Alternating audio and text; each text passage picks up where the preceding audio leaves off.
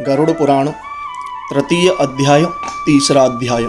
इस अध्याय के अंतर्गत भगवान गरुड़ और भगवान विष्णु से पूछते हैं कि किस प्रकार यमराज पापी मनुष्य को यातना देते हैं, किस प्रकार उन्हें नरकीय दुख भोगने पड़ते हैं। इस विषय में इस अध्याय में बताया गया है। चलिए हम प्रारंभ करते हैं। गरुड़ उवाच। गरुड़ बोले, हे भगवान, पापी पुरुष यम मार्ग को लांघकर यमलोक में जाकर किस प्रकार से यम की यातना को भोगते हैं, वह मैं सुनने की इच्छा रखता हूँ। श्री भगवान बोले, हे गरुड़, नरक के दुखों का आदि से लेकर अंत तक मैं समस्त वर्णन कहूँगा, जिसको सुनकर तुम कंपायमान हो जाओगे। ऐसा वह भयानक है। हे गरुड़, बहुभीति नामक पुर से आगे 44 योजन का धर्मराजपुर है। उसमें हाहाकार शब्द होता रहता है, जिसको देख पापी प्राणी भी हाहाकार शब्द करने लग जाते हैं। उस हाहाकार शब्द को सुन यमराज के दूत यमपुरी में जाकर द्वारपाल से कहते हैं कि एक पापी को हम लेकर आए हैं। धर्मराज के द्वार पर धर्मध्वज नामक द्वारपाल सदा स्थित रहता है। द्वारपाल जाकर चित्रगुप्त से उस प्राणी के पाप पुण्य के विषय में कहता है। चित्रगुप्त जाकर धर्मराज से कहते हैं, हे गरुड़, जो नास्तिक महापापी पुरुष है उन सबको अच्छी तरह धर्मराज जानते हैं, तो भी वे चित्रगुप्त से पूछते हैं। तब चित्रगुप्त उनके विषय में सब कुछ जानते हुए भी श्रवण नाम के गणों से जानकारी करते हैं। श्रवण नाम देवता ब्रह्मा जी के पुत्र हैं। वे स्वर्ग, मृत्यु, पाताल आदि में भ्रमण करते हैं। वे दूर से ही श्रवण कर सब बातें जान लेते हैं और दूर स्थित प्रत्यक्ष देखते हैं, जिससे उनका श्रवण ऐसा नाम रखा गया है। फिर उनकी स्त्रियां भी श्रावणी इसी नाम से प्रसिद्ध हैं। वे स्त्रियां भी स्त्री मात्र के चरित्रों को अच्छी तरह जानती हैं। इस संसार में जो प्राणी शुभ, अशुभ, प्रत्यक्ष या गुप्त रूप से काम को करते हैं, उनको श्रवण नाम का देवगण चित्रगुप्त से कहते हैं। जो स्त्रियों के चरित्र को श्रवण करती हैं, उन श्रावणी नामक स्त्रियां चित्रगुप्त से उस स्त्री के पाप और पुण्य के विषय में कहती हैं। श्रवण और श्रावणी ये सब धर्मराज के गुप्तचर हैं। प्राणियों के लिए शुभाशुभ को मन और वचन आदि से किए हुए सब कर्मों के तत्व को ये जानते हैं। मनुष्य और देवताओं के तत्व को जानने की श्रवणादिकों की शक्ति है। वे सत्यवादी श्रवण मनुष्य मात्र के किए हुए सभी कार्यों को चित्रगुप्त को बतलाते हैं। इसलिए व्रत, दान, सत्य का पालन आदि से कोई भी पुरुष श्रवण को प्रसन्न करे तो श्रवण उस मनुष्य को स्वर्ग तथा मोक्ष देने वाले हो जाते हैं। सत्य बोलने वाले धर्मराज के श्रवण नामक दूत पापी पुरुषों के पाप को जानकर धर्मराज से कह देते हैं, जिससे वे पापियों के प्रति दुखदायी होते हैं। तब यमराज पापियों को दंड देते हैं और वे सब साक्षी देते हैं। सूर्य, चंद्र, अनिल, अनल, आकाश, पृथ्वी, जल, अंतरात्मा, मन, दिन, रात्रि, दोनों संध्याएं और धर्म ये मनुष्य मात्र के चरित्र को जानते हैं। धर्मराज चित्रगुप्त श्रवण, भास्कर आदि सब संसार के प्राणियों के देह में स्थित पाप और पुण्य को भली भांति जानते हैं। इस तरह पापियों के पाप को निश्चय कर यमराज तदंतर पापियों को बुलाकर अपने भयानक स्वरूप को दिखाते हैं। उस पापी पुरुष यमराज के भयंकर स्वरूप को देखते हैं। बड़ा शरीरधारी, हाथ में दंड लिए, भैंसे पर बैठा हुआ, प्रलय काल में जैसे मेघ शब्द करता है, उसका स्वर वैसा ही है। काजल के पर्वत के जैसी कांति है। बिजली के प्रभा के समान प्रकाशमान, शस्त्रधारी और 32 भुजाओं वाले हैं। 3 योजन विस्तार वाला उनका शरीर है। बापी के तुल्य भयानक मुख है। लाल नेत्र हैं। बड़ी बड़ी डाढ़ों से युक्त भयंकर मुख है। लंबी नाक है। ऐसा यमराज का स्वरूप है। मृत्यु, ज्वर आदि से युक्त चित्रगुप्त भी भयानक रूप को धारण करते हैं। यम के जैसे ही भयानक उनके दूत भी पापी के पास आकर गरजते हैं। उनको देख पापी भयभीत होकर हाहाकार शब्द करने लगता है। दान ना देने वाले ऐसे पापी कंपायमान होकर रोते हैं। तब चिंतातुर होकर क्रंदन करते हुए पापियों को चित्रगुप्त यमराज की आज्ञा से उनके किए कर्म को श्रवण कराते हैं। हे पापी दुराचारी जीव, अहंकार युक्त विवेक रहित हो तुमने पाप रूप धन का संचय किया। किस लिए? क्योंकि ईश्वर के निमित्त धन दान देना था, अपितु संचय नहीं करना था। पापी पुरुषों की संगति से और काम क्रोध से उत्पन्न हुए ऐसे दुख देने वाले पाप को तुमने जिसके लिए किया, तुमने अत्यंत प्रसन्न हो। जैसे पहले पाप किए हैं वैसे ही अब दुख भी भोगो।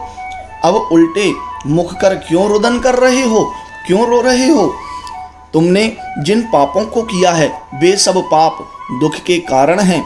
धर्मराज, मूर्ख में, पंडित में, दरिद्र में, धनवान में और बलवान में तथा निर्बल में, सब में एक जैसा ही व्यवहार रखते हैं। इस प्रकार पापी चित्रगुप्त के वचन सुन अपने किए हुए कर्मों का विचार कर निश्चल हो मौन धारण करते हैं तथा चोर की तरह निश्चल हो स्थित हुए ऐसे पापी पुरुषों को देखने के पश्चात उनके पापों के योग्य यमराज दंड देने की आज्ञा करते हैं। दूत यमराज की आज्ञा से दया रहित हो प्रेतों को प्रताड़ना करते हैं।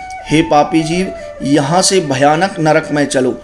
यम आज्ञाकारी प्रचंड चंडादि दूत एक पास से उन सब प्रेतों को बांधकर नरक में ले जाते हैं। उन नरकों के समीप एक बड़ा सालमली का वृक्ष है जो अग्नि के समान जलता ही रहता है, जिसका 20 योजन का विस्तार है और 1 योजन ऊंचा है। यमदूत उस वृक्ष में प्रेत को नीचे मुख और ऊपर की ओर पैर कर बांध कर मारते हैं। तब प्रेत अग्नि से जलते हुए रोते हैं, क्योंकि उस स्थान में उनकी रक्षा करने वाला कोई भी नहीं रहता है। उस सालमली वृक्ष में बंधे हुए भूख और प्यास से पीड़ित पापी लटकते हैं और यमदूत ऊपर से उन्हें ताड़ना देते हैं। तब पापी जीव हाथ जोड़कर यमराज के दूतों से प्रार्थना करते हैं, हे यमदूतों, हमारे अपराध क्षमा करो, हम कभी पाप नहीं करेंगे।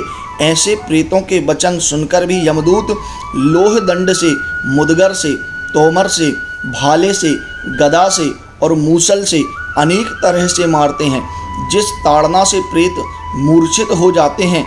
तथा चेष्टा रहित देख यमदूत कहते हैं, हे दुराचारी प्रेत, ऐसे दुष्ट आचरण क्यों किए तुमने? क्या संसार में अन्न जल कोई भी पदार्थ सुलभ नहीं था जो तुमने किसी भी समय दान नहीं दिया? तुमने ग्रास मात्र भी अन्नदान नहीं किया, तुमने बलि वैश्वदेव नहीं किया, अतिथियों को नमस्कार नहीं किया और पितरों का तर्पण भी नहीं किया। यमराज और चित्रगुप्त का उत्तम ध्यान तथा दोनों के उस मंत्र का जप भी नहीं किया। यम की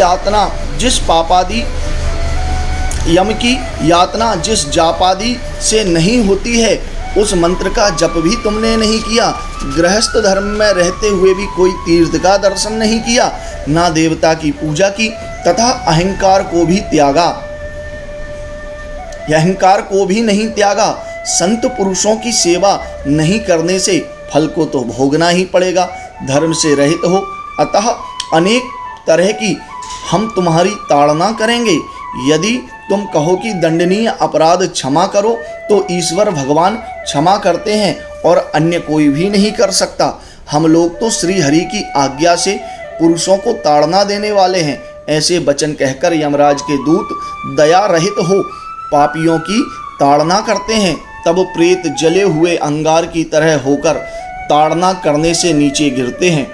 उनके गिरते पुनः सालमली वृक्ष के पत्र जो आग से भरे हुए हैं वह गिरते हैं, जिससे उनके अंगों का छेदन हो जाता है और उनको कुत्ते भक्षण करते हैं। तब प्रेत दुखी होकर रोते हैं। रुदन करते हुए प्रेतों का मुख धूल से भर पास से बांध यमदूत अनेक प्रकार से मारते हैं तथा अन्य यमदूत मुदगर से मारते हैं। कोई यमदूत आरा आदि से काष्ठा की तरह पापी को चीरते हैं। कितने यमदूत नारिकी को भूमि पर गिराकर कुठरादि से टुकड़े करते हैं। कितने दूत भूमि में गड्ढा खोदकर पापी को कमर तक गाड़कर उसके सिरों में बाण से भेदन करते हैं। कितने ही पापी यमदूतों द्वारा यंत्र में रख ईख की तरह, जिस तरह गन्ने से रस निकाला जाता है उसी तरह पेरे जाते हैं। कितनों को यमदूत अंगार सहित जलते हुए लकड़ी से चारों ओर वेष्टित कर लोह पिंड की तरह धधकाते हैं। कितनों को दूत अग्नि पर तपे हुए घृत में, कितनों को तपे हुए तेल में डालकर जैसे कड़ाही स्थित तपे हुए तेल में बड़ा तला जाता है वैसे ही तलते हैं। कितनों को मदोन्मत्त हाथियों को आगे पटकते हैं। कितनों के हाथ पैर बांधकर उल्टे मुख से गिराते हैं और कितनों को कूप में, कितनों को पर्वत से गिराते हैं तथा कितने कृमि कुंड में पड़े हुए जीवों से भेदे जाते हैं। कितने को मस्तक में, नेत्र में वज्र समान तीक्ष्ण चोंच वाले काक पक्षी तथा मांसलोभी गिद्ध भक्षण करते हैं। कितने परस्पर यह कहते हैं कि पूर्व जन्म में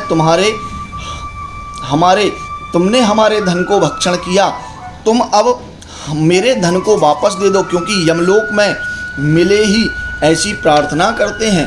नरक में पापी पुरुषों को आपस में इस प्रकार विवाद करते हुए देख यमदूत उनके मांस खंड को छेदन कर मांगने वाले को दे देते हैं।